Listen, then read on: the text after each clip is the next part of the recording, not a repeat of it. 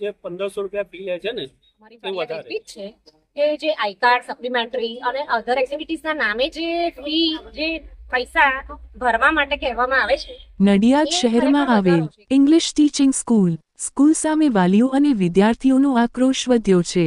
છેલ્લા 2 વર્ષથી સ્કૂલની અનેક સમસ્યાઓએ વાલીઓ અને વિદ્યાર્થીઓમાં અસંતોષ ફેલાવ્યો છે.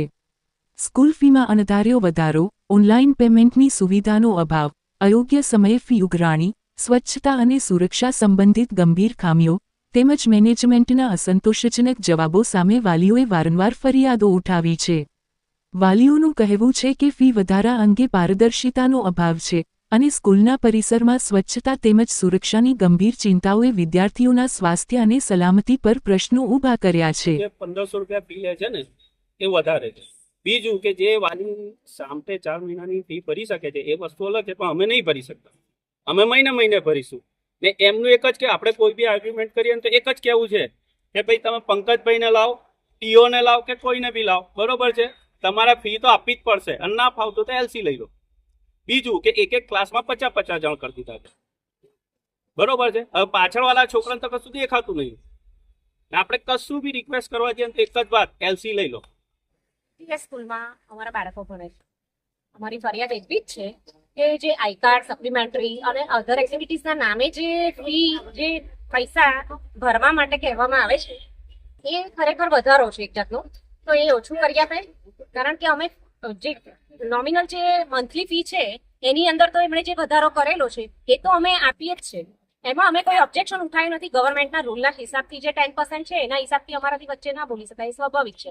પણ આ તો આટલી ફી આઈ કાર્ડ અને સપ્લિમેન્ટરીઝ ને એ બધામાં આટલી બધી કોઈ સ્કૂલમાં નથી. અમને તો ખરેખર એનો વધારો છે જ, કારણ કે ફી પણ વધી અને આ પણ વધ્યું, એટલે બધું તો અમે ના કવર કરી શકીએ ને. અને 6 મંથે ફી ભરી દેવાની. એકચ્યુઅલી અમારે મંથલી ફીની સગવડ હોય અને પેરેન્ટ્સને કમ્પલસરી એવું કહેવામાં આવે કે તમે 6 મંથની ફી સામટી ભરો, ક્વાર્ટરલી ફી સામટી ભરો, તો એ તો અમારા માટે એગ્રીમેન્ટ રેડી છે જ નહીં, કારણ કે દરેક પેરેન્ટ્સ એવા નથી હોતા કે 6 મંથ ક્વાર્ટરલી ભરી શકે. અમને મંથલી ફીની સુવિધા કરી આપે એ વધારે સારું પડે. કેવી રીતે ફી ભરો છો, ઓનલાઈન કે રોકડા? નથી, ઓનલાઈન કેશ ભરો એવું કે છે. તો ખરેખરમાં ઓનલાઈનની સુવિધા તો ખાસ અત્યારે કરવી જ પડે ને, કેમ કે બધા જ ને પરિસ્થિતિ એવી હોય છે કે ટાઈમ ટુ ટાઈમ પહોંચી નથી શકતા. ઓનલાઈન એક સુવિધા છે તો પછી એ લોકો આપતા નથી. તો ઓનલાઈન કેશની જગ્યાએ કરે એના માટે અમારી રિક્વેસ્ટ છે. અમારું ડીપીએસ સ્કૂલ જોડે પ્રોબ્લેમ છે, જે દર વર્ષે ફીમાં વધારો કરે છે 10%, પણ 10% કરતા બી અમુક વાર વધારો થઈ જાય છે.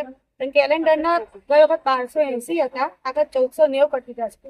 જે કેલેન્ડરના? હા, કેલેન્ડર આઈ કાર્ડના 1500 કરી દીધા, 1490.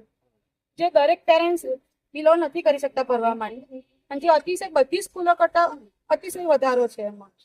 અને મંથલી ફીનું બી અમને કીધું નતું કે તમે મંથલી ફી ક્વાર્ટરલી કરતા મંથલી ભરી શકો છો. અત્યારે અમે જયારે ઓપ્શન ઉઠાવ્યો ત્યારે અમને જાણવા મળ્યું કે મંથલી ફી ભરી શકો છો. અને અમે 23 તારીખે રજૂઆત કરી હતી કે અમને મેનેજમેન્ટ સાથે મુલાકાત કરાવો, અમારા ઇસ્યુ છે, અમે પ્રોબ્લેમ મેનેજમેન્ટ બેન સોલ્વ કરવા માંગીએ છીએ, અમારી બી પ્રોબ્લેમ સાંભળે. પણ અમને બિલકુલ ના પાડતી હતી. છેલ્લે 9 તારીખે અમે ડીઓ ઓફિસમાં આવ્યા હતા, તો ડીઓ ઓફિસમાંથી અમને મેનેજમેન્ટ દ્વારા અમારા ગ્રુપમાં જાણ કરવામાં આવી કે કોઈ બી 2 પેરેન્ટ સાઇન મળી જાઓ. તો અમારા જે શિલ્પાબેન છે મળવા ગયા હતા અને એમને ચોખ્ખી તદ્દનલી ના પાડી દીધી છે કે આ વધારો છે ને વધારો રહેશે. તમને ના ફાવે તો એલસી લઈ શકો છો બધા.